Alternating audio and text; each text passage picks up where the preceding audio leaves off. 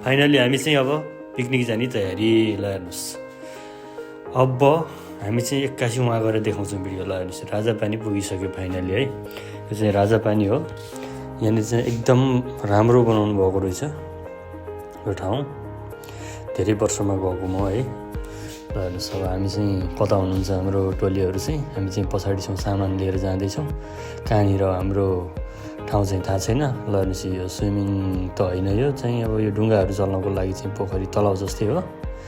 वरिपरि छ यो तलाउ। ल हेर्नुहोस्, वरिपरि रमाइलो छ। आज पुस 15 को दिन एकदम बवाल रमाइलो छ। अब हामी चाहिँ फाइनली पुग्यो हाम्रो ठाउँमा चाहिँ। हेर्नुहोस् है, यहाँ कटिङ हुँदैछ।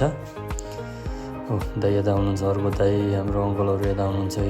एउटा दाइले चाहिँ आगो बाल्दै हुनुहुन्छ, हाम्रो दाइ दाउरा जोड्दै हुनुहुन्छ। अब टक्क ल हेर्नुहोस्, सिसिरी यहाँ उभिरहेछ। अब मैले पनि अलिअलि घोटघाट पार्नै पऱ्यो होइन, कुकम्यान जस्तो देखाउनु पऱ्यो नि। अब यसो गफसप पनि हान्नु पऱ्यो बिचमा, काम मात्रै कति गर्नु। ल हेर्नुहोस्, यस्तो मजाको यो ढुङ्गाहरू चल्ने ठाउँ छ पछाडि। हो यता महिलाहरूलाई पनि देखाउनु पऱ्यो यसो यता होइन। हो के छ स्थिति, काममा बिजी हुनुहुन्छ सबै। अब चाहिँ हामी यसो गफगाफ गर्दैछौँ।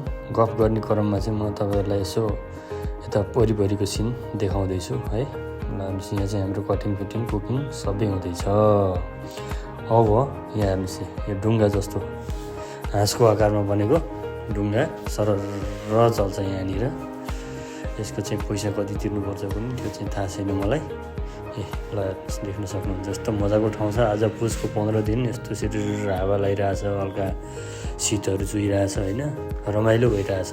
जाडो मौसमलाई चाहिँ बताउने काम भइरहेछ। हामीले फोटाहरूतर्फ लागौँ हाम्रा क्लिपहरू टक्क हेर्न सक्नुहुन्छ ल।